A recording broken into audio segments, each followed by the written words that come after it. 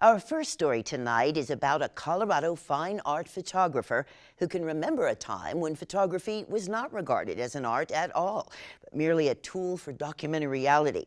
He says, in fact, he had several arguments about it with one of the early executives of the Denver Art Museum. But James Milmoe undoubtedly had a hand in changing that perception. Milmoe started working with cameras as a child in the 1930s, and he built an international career that included commercial work for major corporations and museums, as well as teaching some of the first classes in photography in Colorado. We met Jim Milmoe recently at the Arvada Center, where some of his favorite artistic work was on exhibition. Stop, Look, and See. The name of the exhibition is actually a piece of advice from Arvada Center curator Colin Parson and the photographer James Milmoe. The whole sort of philosophy of the show, which Colin was looking for, was to have an exhibit that was sort of educational. And I've always had a problem with people and students that really don't see. And in order to see, obviously you have to stop. And I'm bothered by people in museums and everywhere that just go rush, rush, rush. Present day philosophy of get there as fast as you can and don't look at anything. So that's the stop. Then the look is once you stop, you should look around. Since he was a toddler when he first took a camera in hand, Milmoe has taken the time to stop and look at many scenes and objects, and then made the viewer see what is beautiful about them. And all of these photographs are full frame. I don't crop. And so you have to really see it, think about what you're seeing, let the subject dictate the composition, don't push it into the subject. And that's where the seeing comes in. I work in series generally, and I have one on posters that I've taken all over the world practically. And then, of course, the aspens, which I fell in love with when I came to Colorado. And then automobiles and motorcycles. Cemeteries is a big series I've been working on for years, since the 50s. And I photographed in over 300 cemeteries all over the world, about 30 countries.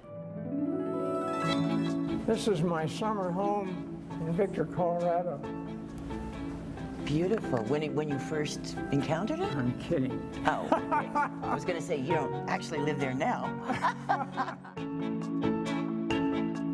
The series are the most artful of James Milmoe's photographs. He also made art of his commercial assignments through dozens of corporate annual reports and becoming well respected for shooting fine art for museums. With his wife Marilyn as a partner in the business, Milmoe's work took them to every U.S. state and at least 30 foreign countries. This is a shot done in Switzerland in a restaurant.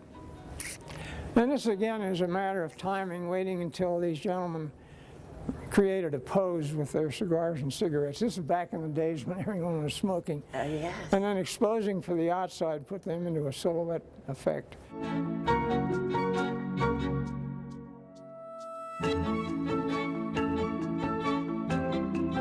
One especially fond memory came on a family trip through New Mexico. And I said, let's stop in and see Georgia O'Keeffe, who was one of my idols as an artist. And I Just stop in and see her. Yeah, knew her history because of Stieglitz, who she was married to. So, and I had some stories to tell her. Milmoe says O'Keeffe liked to make small rock arrangements around her home. When she learned that one of his children was also a rock collector, she offered to make a trade with him. So she got up, went into the house, and came back with this beautiful brachipod. And I wanted to say, sign it, Georgia. No guts. Of course, yes. But she gave us this brachipod. We had Christmas cards from her after that. I mean, she was totally charming and friendly. Over time, James Milmoe also came to know most of the major photographers in the U.S. as the work they were all doing grew in stature and reputation. And Ansel Adams was a personal friend. Naturally, Milmoe has an impressive collection of professional lenses I shot a lot of the images with the Hasselblad. that he taught himself to use. Part of the key to, I think, to good photography is to be able to understand the lenses and understand light, which are both critical to a creative image. What is the age of that camera? Oh, I got that in the probably 60s, And so you did but they're this still work? making them today.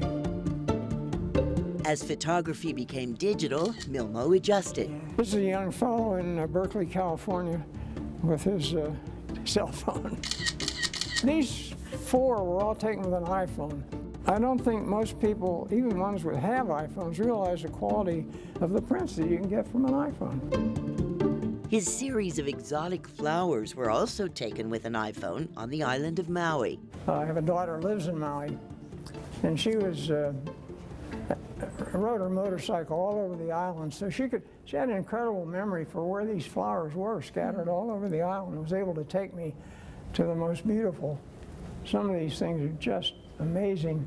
A lifetime of stopping to see life's beauty. And at age 90, James Milmoe is still fascinated with photography.